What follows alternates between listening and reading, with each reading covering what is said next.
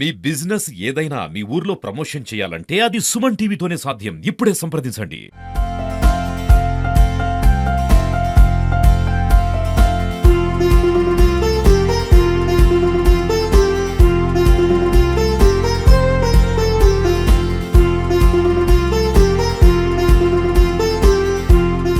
Welcome to Suman TV Warangal. మనం ఇవాళ వరంగల్లోని ఒక ప్రాంతంలో బ్రాహ్మణ సంఘ సేవా సమాఖ్య రాష్ట్ర స్థాయిలో పెద్ద కార్యక్రమం నిర్వహిస్తుంది. వేలాది మంది బ్రాహ్మణులు ఉమ్మడి జిల్లా నుంచి కాదు, మొత్తం తెలంగాణ వ్యాప్తి నుంచి వేలాది మంది బ్రాహ్మణులు ఈ కార్యక్రమానికి వచ్చేస్తారు. భవిష్యత్తులో బ్రాహ్మణ సేవా సంఘ సమాఖ్య కార్యక్రమాలు నిర్వహించే విధానం కావచ్చు, లేకపోతే వారి ఉద్దేశాలు కావచ్చు, వారి ఆలోచనలు కావచ్చు. కొత్తగా అధ్యక్షుడు ఎన్నికైన నోకియా రాము మోత్కూరి రామేశ్వరరావు గారు ఇక్కడ ఉన్నారు. మాజీ అధ్యక్షుడు వెన్నంపల్లి జగన్మోహన్ శర్మ గారు ఉన్నారు. వీరిని అడిగి తెలుసుకుందాం. ముందుగా రాము గారు చెప్పండి, కంగ్రాట్స్, మీకు అభినందనలు. తర్వాత భవిష్యత్తులో చేయబోయే కార్యక్రమాలు చెప్పండి. ధన్యవాదాలు. ప్రతి జిల్లాలో నిరుపేద బ్రాహ్మణుడు మరణించిన సమయంలో మనకు బ్రాహ్మణ ఆచారం ప్రకారం ఒక 13 రోజులు కార్యక్రమం నిర్వహించాలి. కానీ కిరాయి ఇళ్లలో ఉంటూ చాలా ఇబ్బంది పడుతున్న బ్రాహ్మణులు అనేక మంది కాబట్టి ప్రతి జిల్లాలో వారి కార్యక్రమాలు నిర్వహించడానికి ఒక భవనం, అలాగే శుభకార్యాలకు ఒక భవనము తప్పకుండా ప్రతి జిల్లాలో ఉండే విధంగా నేను ప్రయత్నం చేస్తాను.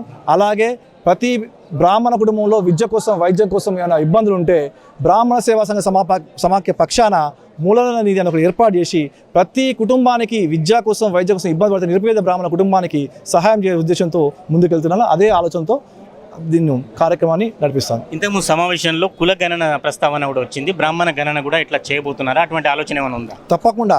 ఎందుకంటే మనం ఒక శాతానికి వెళ్ళిపోయాం కాబట్టి తప్పకుండా మనలో ఎందుకంటే బ్రాహ్మణులు వాళ్ళ కార్యక్రమాల్లో ఇట్లాంటి కులగణనల విషయంలో కానీ కొన్ని ప్రభుత్వ సదుపాయాలు ఇచ్చే విషయంలో దూరం ఉంటున్నారు కాబట్టి అందరినీ ఏకం చేస్తూ కులగణన చేయించాలి.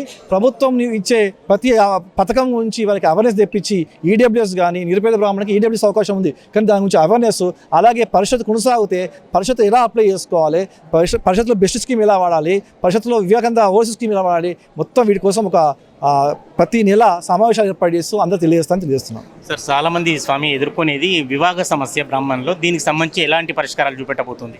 ఆల్రెడీ జగన్మోహన్ శర్మ గారి ఆధ్వర్యంలో ఇంతకుముందు కూడా వివాహ పరిచయాలు చాలా నిర్వహించాము. అదే కంటిన్యూ వివాహ పరిచయాలు చేసి ఒక బ్రాహ్మణునికి వివాహం ఇవ్వాలి, ఒక ఉద్యోగస్తునికి కాకుండా అర్చకత్వం చేసే బ్రాహ్మణునికి కూడా మేము పిల్లల్ని ఇచ్చే విధంగా ఓన్లీ అర్చకులకు సంబంధించిందే వివాహ పరిచయం ఏర్పాటు చేసి అర్చకుల గురించి వీళ్ళకి తెలియజేస్తూ ఒక అర్చకుని వివాహం చేసుకుంటే ఆ స్త్రీ ఎంత ఉన్నతంగా, ఉత్తమంగా అభివృద్ధివంతు తెలియజేస్తూ అవేర్నెస్ చేస్తూ అర్చకులతో పాటు ఉద్యోగస్తులు కలుపుతూ ఇవి రెండు చేస్తూ వేరే కూడా వివాహ పరిచయాలకు ఏర్పాటు చేస్తాం. అట్లాగే రాము గారు, బ్రాహ్మణ సమాఖ్య అంటే మీ సంఘం సంబంధించి సంస్కృతి సంప్రదాయాలకు ఎటువంటి సంకేతాలు పంపిస్తుంది రాబోయే తరానికి? తప్పకుండా కార్తీక మాసం వచ్చిందంటే కార్తీక వనభోజనాలు, ఈ సంవత్సరం నుండి కార్తీక వనభోజనాలు తెలంగాణ బ్రాహ్మణ సేవా సంఘ సమాఖ్య కాకుండా ఆ జిల్లాలో ఎన్ని బ్రాహ్మణ సంఘాలు ఉంటే అన్ని బ్రాహ్మణ సంఘాలను ఏకమై ఐక్యమత్యంగా ఒకే విధంగా కార్తీక సమాధానం చేసి బ్రాహ్మణులు అంతా ఒకటే అని ఈ సనాతన ధర్మాన్ని పాటించేది, కాపాడేది బ్రాహ్మణులే కాబట్టి మేమే ఒక ఐకాన్గా తయారు కావాలని ఉద్దేశంగా ఏర్పాటు చేస్తున్నాం.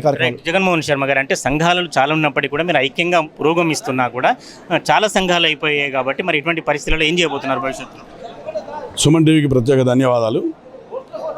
మేము ఒక విత్తనము వేసినాం, ఆ విత్తనం వెదిగి వృక్షం తయారైంది. అట్లనే ఒకరి భావాజాలాలు ఒకరికి నచ్చకపోవచ్చు, కానీ ఈ 10 ఏళ్ళ సమయంలో ఒక స్టెబిలిటీ చేయగలిగినాం సంఘాలన్నింటినీ.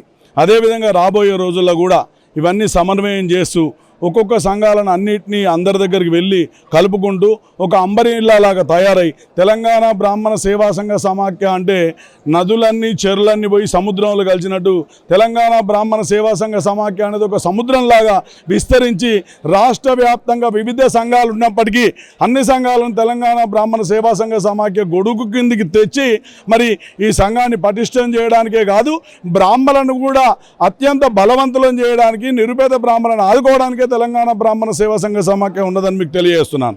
ఇటువంటి సమావేశాల్లో యువతరం ఎక్కువగా పాల్గొనడం లేదు. యువతరానికి, మహిళలకు ఎలాంటి పీట వేస్తున్నారు?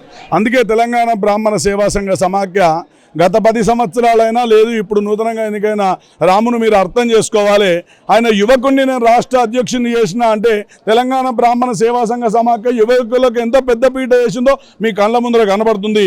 ఇవాళ మా యొక్క రాష్ట్రంలో మేము పదవులు ఇచ్చిన వాళ్ళకు కూడా యువకులను మొదలు ప్రోత్సహించడం. ఎందుకంటే అందరూ ఇంజనీరింగ్, డాక్టర్లు, ఇతర వృత్తులలో చదువుకొని విదేశాలకు పోతే మరి రేపు పొద్దున 60 ఏళ్ళు, 50 ఏళ్ళు, 70 ఏళ్ళు ముసలోళ్ళు అయిపోయిన తర్వాత మళ్ళీ పిల్లలకు ప్రాతినిధ్యం ఉండదనే ఉద్దేశంతో మేము 20 ఏళ్ళకు పదవులు, 30 ఏళ్ళకు పదవులు, 40 ఏళ్ళకు పదవులు ఇచ్చి అంతకన్నా పెద్దవాళ్ళందరినీ అడ్వైజర్ కమిటీ మెంబర్గా పెట్టుకుంటూ యువకులకే మొట్టమొదటి ప్రాధాన్యత ఇస్తున్నాం తెలంగాణ బ్రాహ్మణ సేవా సంఘ సమాఖ్య ఆధ్వర్యంలో.